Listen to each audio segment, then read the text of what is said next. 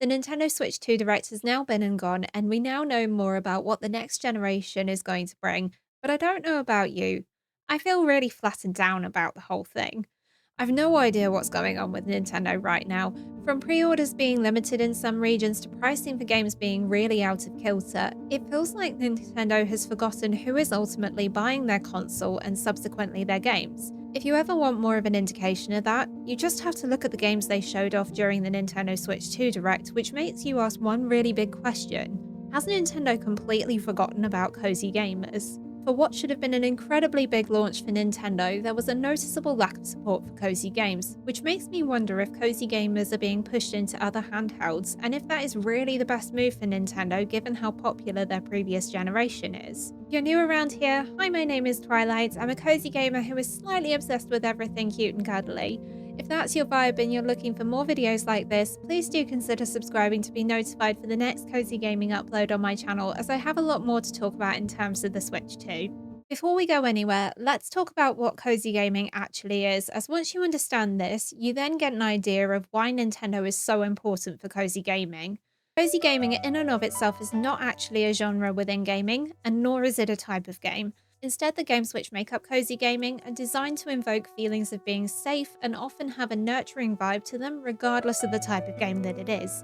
This means that cozy gaming expands into multiple different game styles, from role playing games to puzzle games to platformers.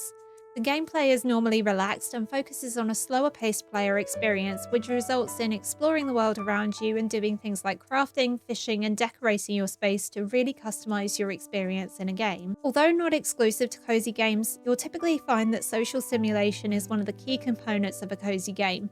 Games that promote relationship building and helping others are fundamental to the slower paced nature of a cozy game, and this instills core values of kindness and respect for others within a digital space. This creates a welcoming environment for all and pushes against aggression and violence, which is typically seen in video games. Traditionally, games have been focused on hack and slash mentalities. You see a monster in the distance, and the best thing to do is wield a sword and go rushing at it and attack it until it bleeds out. There's normally screaming and bouts of aggression which are thrown at these worlds, which, being dark in design, adds to the feelings of danger. For some players, that is the experience of gaming they want, and they take great comfort from slashing their way to victory. But that's not what every gamer wants.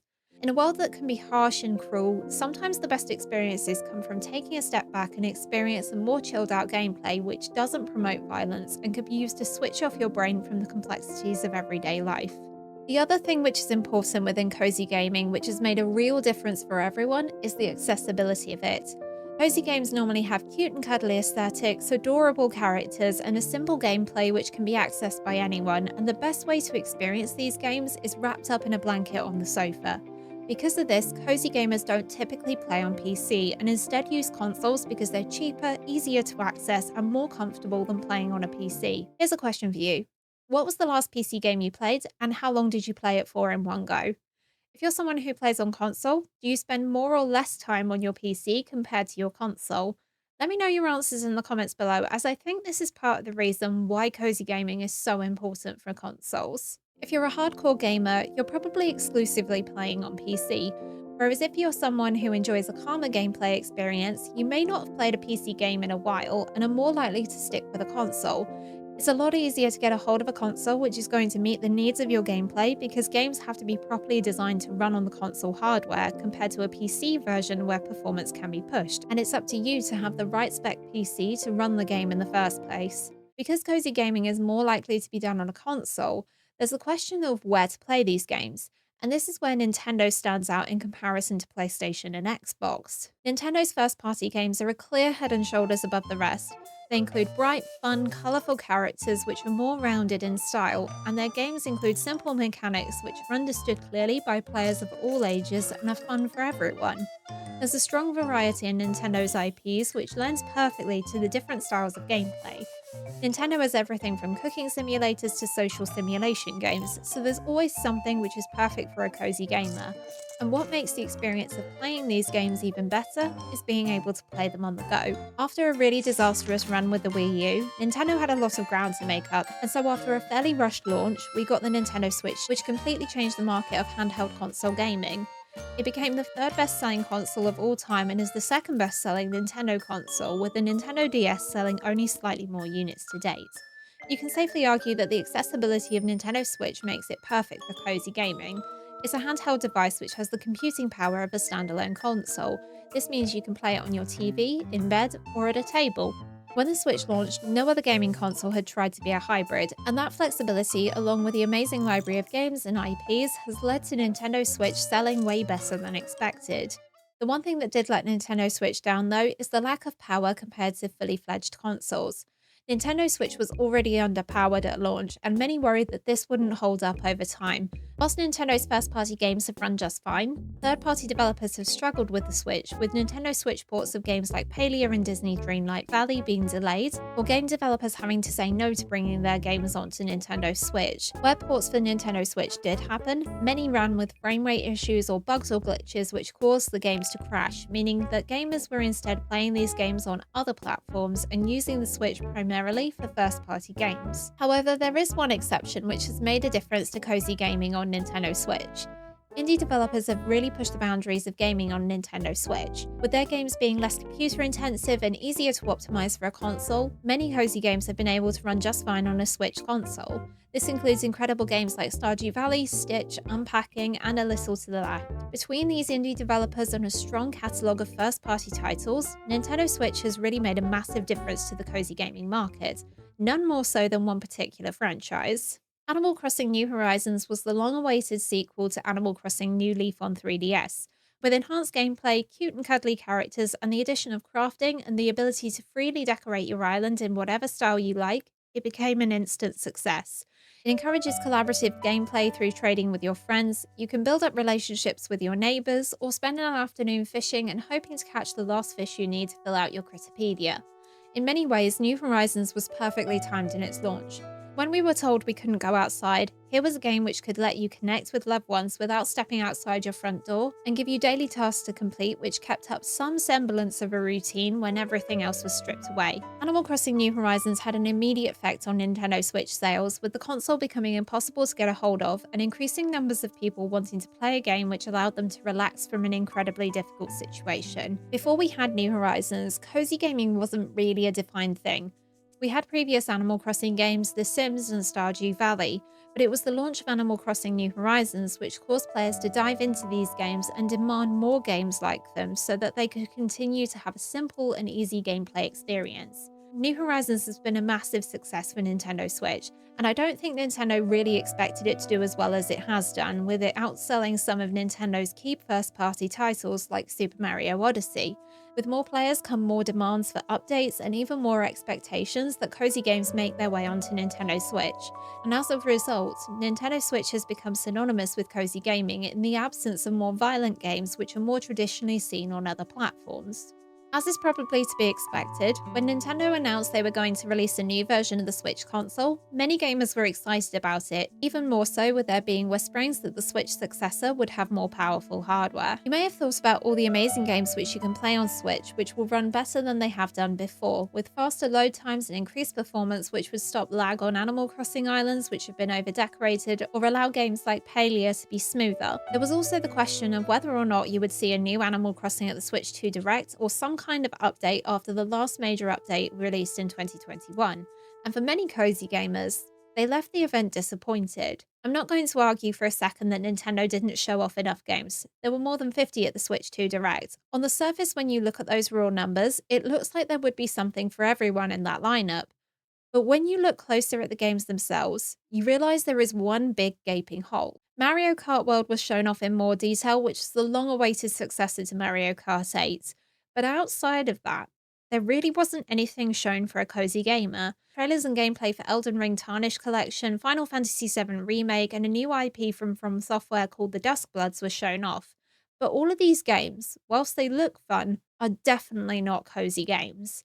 Even during the reveal that GameCube games would be coming to Nintendo Switch Online Plus Expansion Pass subscribers, Animal Crossing was noticeably absent.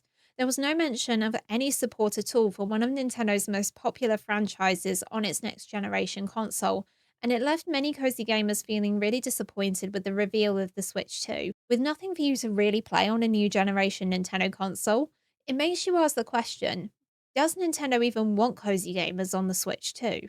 What was clear from the Switch 2 Direct is that Nintendo is really pushing the more powerful hardware that its new generation has to offer, and it is really important they do this. Due to the underpowered nature of Nintendo Switch, many developers just couldn't bring their games to a wider market that was enjoying the handheld gaming experience. In some cases, where predominantly PC gamers were looking for a handheld experience, rather than purchasing a Nintendo Switch, they bought a Steam Deck to be able to continue playing more powerful and intense games on a system that was better designed to run those games than Nintendo Switch.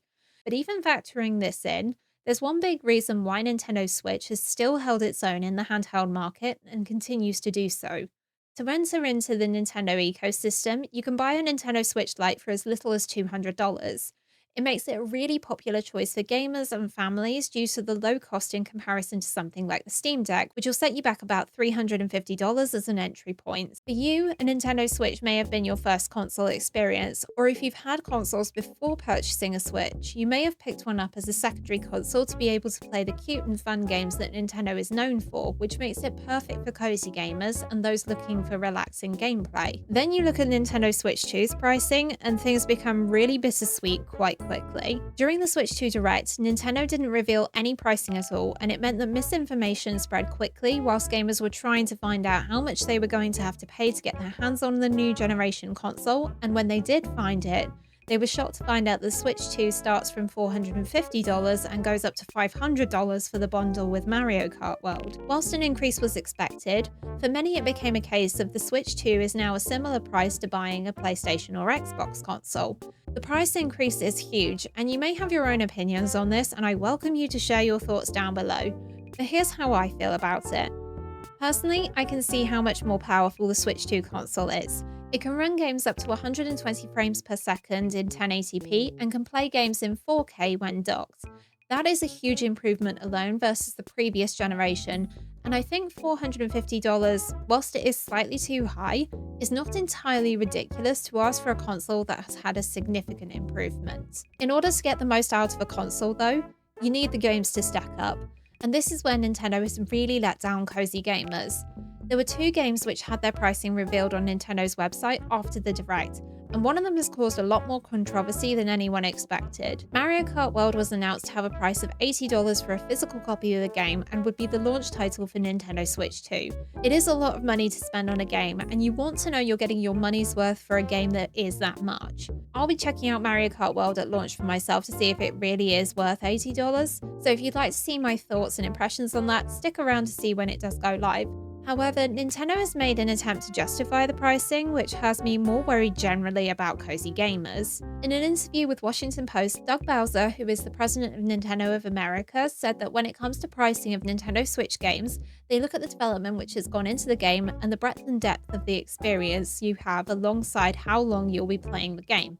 That in and of itself is fine. You may wonder how much development goes into a game, but if you see a game which you like a lot and you think you're going to get a lot of playtime from it, you probably would pay more for a game just so you can experience it. However, the quote continues, and this is where a lot of the concerns come in, as Doug Bowser mentions that there is no upper limit on how much a game could cost. Between these two statements, what is effectively being said is that the more likely it is you'll play a game for a longer period of time, the more likely Nintendo will charge you more for the experience of playing the game. It's this which is now causing many cozy gamers to worry about what will happen with the next Animal Crossing, as if you're like me and have over 1,700 hours on one Nintendo Switch system, you could easily end up paying up to $100 for the privilege of playing Animal Crossing on the Switch 2. The price increase in Nintendo Switch 2 is effectively locking cozy gamers out of Nintendo consoles and franchises and is more actively trying to target a hardcore gamer who is more comfortable paying those prices for a handheld gaming experience. What has been a staple platform for many cozy gamers has now become a place which you may have been priced out of or have to consider whether or not you want to purchase a new generation console at launch or wait a few years before you pick one up. Whilst Nintendo didn't show off any new cozy games in the Switch 2 Direct, I am confident we will see more in the future. Right now, though, there really isn't a reason for the current Nintendo Switch player base to be picking up a Switch 2, and I worry Nintendo may have shunned a massive amount of their player base in favor of a market which is more likely to play traditional games on more powerful hardware than the Switch 2 is capable of. What do you guys think about the Nintendo Switch 2 situation? Are you looking to pre order at launch, and are there any cozy games coming to Nintendo Switch 2 which you were super excited about? Let me know in the comments below, and I'll see you in the next one.